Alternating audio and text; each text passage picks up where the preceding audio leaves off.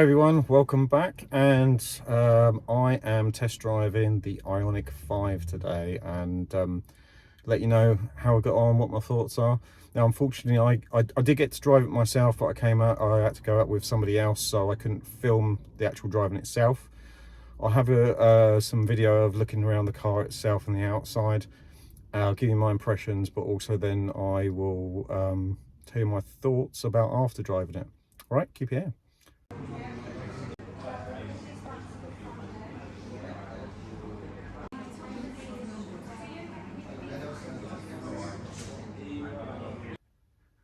So looking around the car, the IONIQ5 has got a fantastic look. It's just got that unique kind of retro modern take on electric cars. It's kind of ticks my box in the fact that, like with the i3, it was unique and different, and this is completely the same. It's something different and a bit special.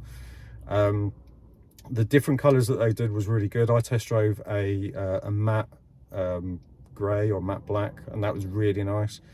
The ones I'm looking at are like the blue and some of the olive sort of colours ones, really nice.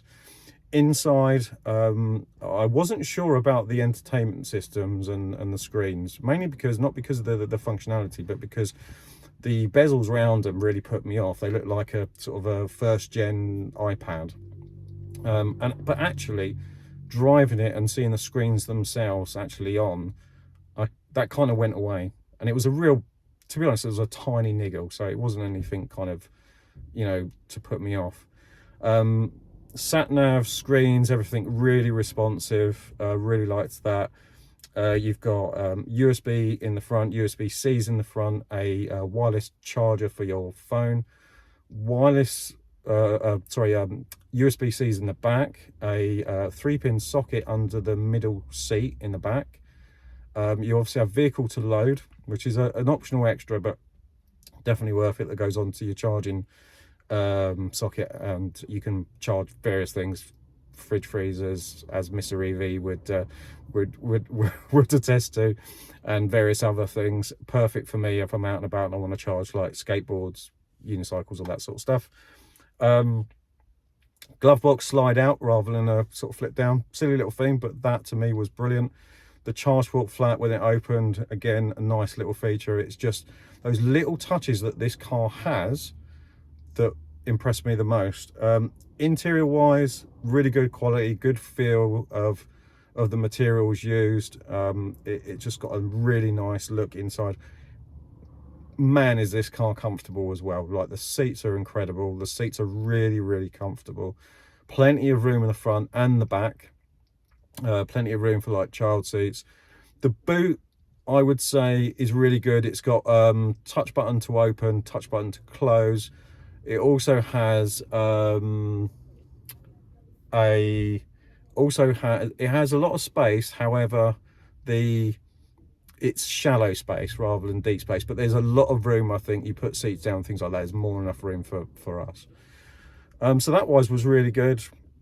Steering wheel had a good comfortable feel. Heads up display was really nice. It had a mixture of buttons and touchscreen, which was nice. So the essentials are buttons, and you can use the touchscreens for that, so that was really good. Generally I'm really impressed. This is kind of leading the way, I think, for the next car. I've looked at the finances as well, and they stack up, but we'll see. ID3 test drive next, and that'll be the last one. Driving experience for this car, really nice, really smooth acceleration.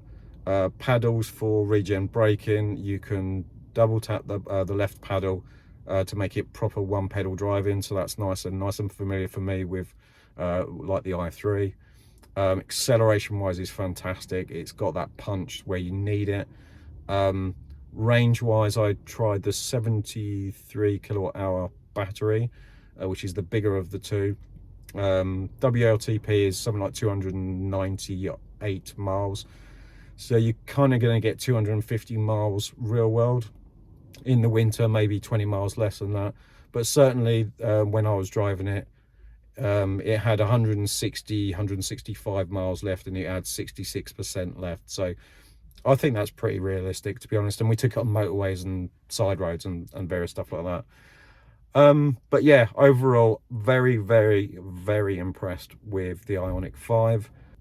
I encourage everyone, if you're on the fence about it, go to a dealer. Big shout out to Ken Brown in Letchworth, the Hyundai dealership, for the test drive. And yeah, we'll see what happens next.